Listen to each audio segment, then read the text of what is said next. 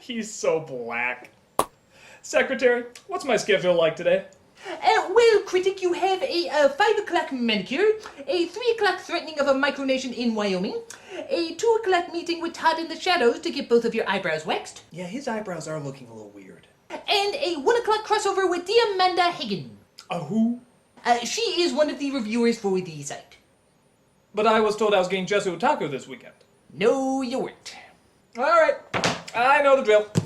I act like I'm all angry that they interrupt my review, we go back and forth, and then we do the crossover. It's like clockwork. Anyway, if it's one of the women on the side, I'm sure I'm in for a nice looking piece of... Good God. Oh, sweet Jesus, don't hurt me! What? Please, Mr. Joker, I'll do whatever you want, just don't harm me! Critic, it's me, Diamanda. Oh my God, we're hiring people like you now? You look like the Crow if he was in Candyland. Well, hired, given the job under threats at gunpoint. Either way, I'm here. Dare I ask what kind of stuff you review?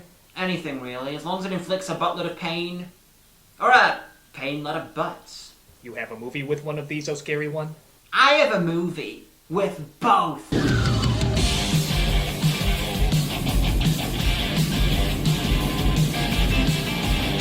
Based on the popular magazine of the same name, heavy metal combines science fiction stories and raunchy tales to create a cult masterpiece of cheesedom. Why does it have a cult following? Some say it's for the writing, some say it's for the incredibly unique imagination and creativity in the designs, but most say it's for the boobies. Lots and lots of boobies. So, ready to journey into a world of perverted delights? Oh, get over it! I'm sorry, you look like what I saw when I said Bloody Mary 3 times! We open on a star field in space. As opposed to a starfield somewhere else? Blow me. We hear a mysterious voice explaining the all-generic evil of the all-generic universe. Tell me if you haven't heard this dialogue a million times in other movies. A shadow shall fall over the universe, and evil will grow in its path, and death will come from the skies. A badness that will darken the light and shadow up the evilly dark. Epic!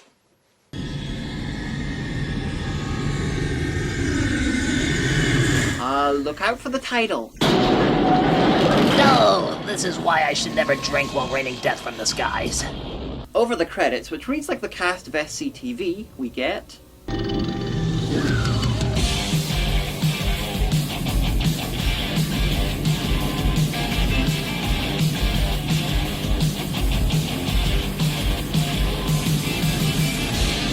Holy shit, my testicles just exploded from the awesomeness of that clip. But why the fuck is someone using a car in space? Okay, any question with the words car and space in them quickly become invalid. But how is he steering it? Why isn't it burning up? How did it survive the impact? What part of car in space do you not understand? Question invalid. Enjoy the awesome. By the way, this is the form of animation known as rotoscoping. A somewhat controversial way of animating where they take a real-life film of people and just draw on them. But where most films at least ink and paint over their footage, this movie seems quite content with just lightly coating it with the remains of their milkshake. Extra points for having the guy look down mid-drop to make sure he was still aimed at the right planet. So while he rides through the cornfields of the desert, he meets up with his daughter. What did you bring me? You'll see. Was it a bright green world-destroying ball of doom? Maybe. This guy's idea of driving home involves an orbital drop. He's clearly not sane. Look, he has the cold, dead eyes of an animated pedophile. I'm just saying that if he doesn't get melted by MacGuffin soon... Glinda is pissed! Do you want a good death or a bad death? I am the sum of all evils. Look carefully. My power infests all times, all galaxies, all dimensions. Even though I could clearly melt you like I did your father, I'd rather use you as a linking device for the following pointless anthology of stories. And that's pretty much what happens. The green thing shows the girl, and by extension us, the first of the stories. And we see the answer to a question that's haunted the minds of people since 1990. What would happen if a Captain Planet villain stopped trying to pollute the world and instead spent their fortune on looking for shit? They would make seemingly simple metal detectors much more complicated in design and use. Through using his cartoonishly huge Ferngullion digger and his slave army of bird Jawas, he finds the green glowy thing.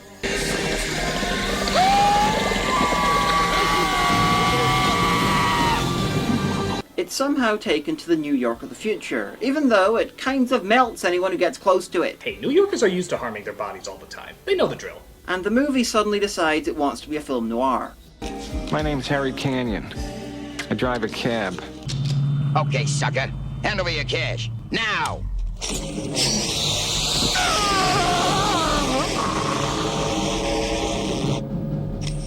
Okay, do I really have to start a melting counter? There's more meltings here than a rainy day at the Memorial Day Witch Barbecue! The green glowy thing has been put on display in a museum, which makes perfect sense, because one thing museums are known for is exhibits that can kill people. But, oddly enough, it's gangsters who murder the founder of the ever-killing Gobstopper, and his daughter escapes to the cab driver's car. Help me! Please! As usual for a woman who's just had her father murdered, she suddenly wants to have sex with someone.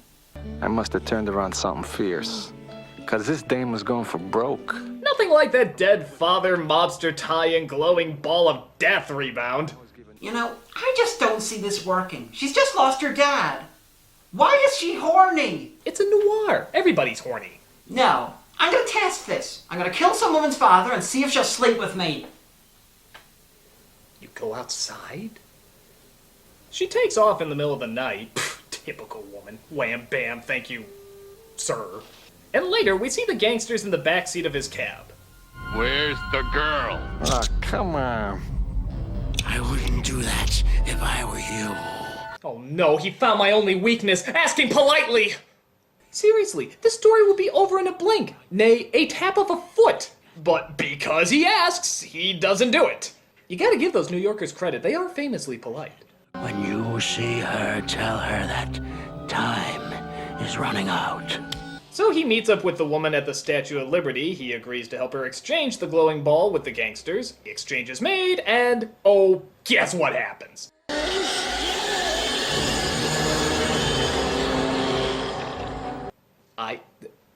Yeah, I still can't believe I need one of these. Hey, baby. We're rich. I'm taking it all. Pull over. So the woman, really out of nowhere, turns against the cabbie. Which means, of course... My God, movie, what is your beef? Did the writer's mother die in a microwave or something? And by the way, if you're wondering where the story goes from here, it doesn't. Yeah, that's the ending to this one. In any other movie, this would probably just be the intro. But Heavy Metal's philosophy is just when things are looking like a good setup for a story, never give him the story. It's like Philip Glass, the less he keeps your attention, the happier he is. I'm back. Hey, welcome back. I've been taking the reins of this review for a while now.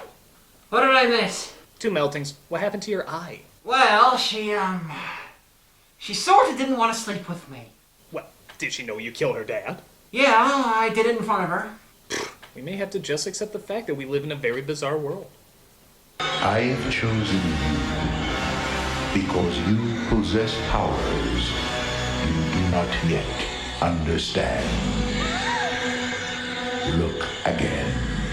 We open our next story with a nerd named Den who doesn't realize that a bright green glowing meteorite might not be the smartest thing to pick up. I figured maybe tonight I'd hit the jackpot. All I needed was a little juice. This sends him hurtling through space and time to the planet Mongo. Mongo only pawn in game of life.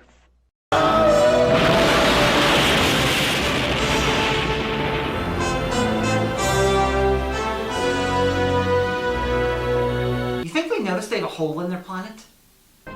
No hair. Big.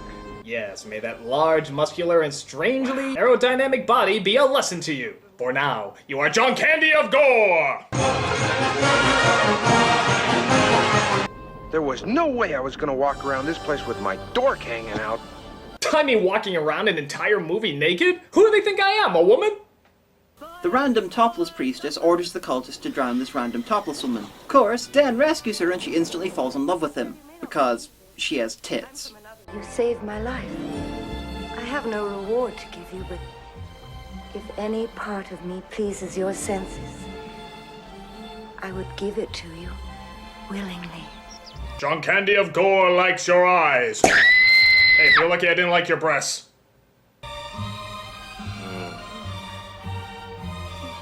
So, how old was Den again? He looked and acted like he was about 12.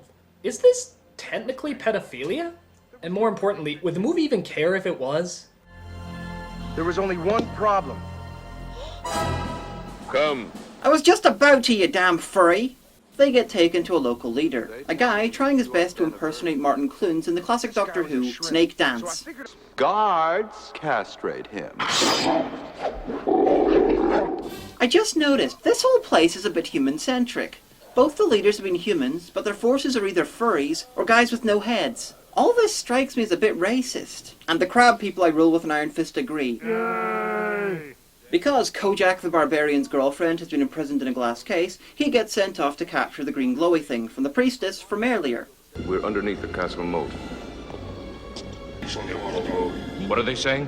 They talk of the savage beast who prowls these catacombs with a fierce hunger and sharp teeth, 6 inches long. Sorry, 16 inches long. Forgive me, poor attempt at penis joke. Kojak gets into the palace, is captured, but turns the evil priestess on so much that her robe changes colour between shots. It happens. Of course, they fuck. And while she's kept busy, Gnarl steals the glowy thing. So Kojak the Barbarian makes it back to the clearly evil guy's base just in time to discover that he's clearly evil.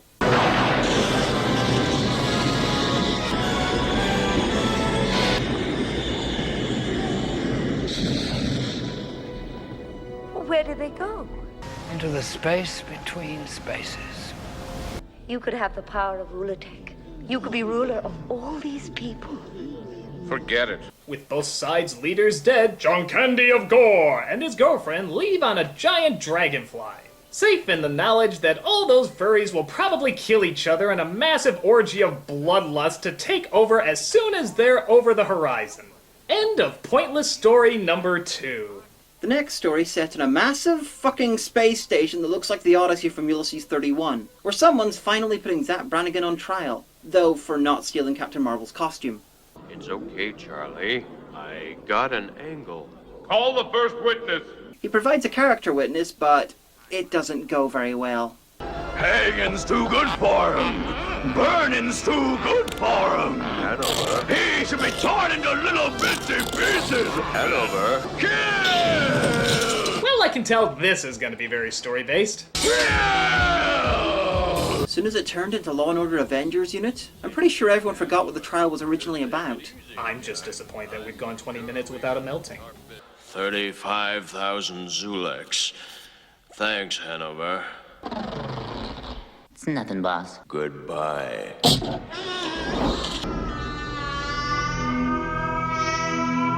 Very few escape my grasp, even in death. Yes, that was my very loose tie-in with that story. I probably could have edited out or maybe inserted myself into it more by lying or something, but that is the story I told. Are you standing comfortably, by the way? I know I tend to ramble on sometimes, especially when I should just be killing the person I said a moment ago is the only one who can stop me. But I still have a good 49 minutes of doom to tell you. I guess I just have a compulsion to waste people's time. Hell, if I could, I'd even put a commercial interruption in the middle of these stories. Well, that was lucky. Anywho, do you want snacks? This next one can be a little lengthy. There's not any naked women in it, but my guess is you're not really into that anyway. I am. A lot. Anyway, planes! So we're suddenly in World War II when we see somebody is following one of the planes. Jeez. Skip! Something's following us. It looks like John Carter on the way back from Mars again.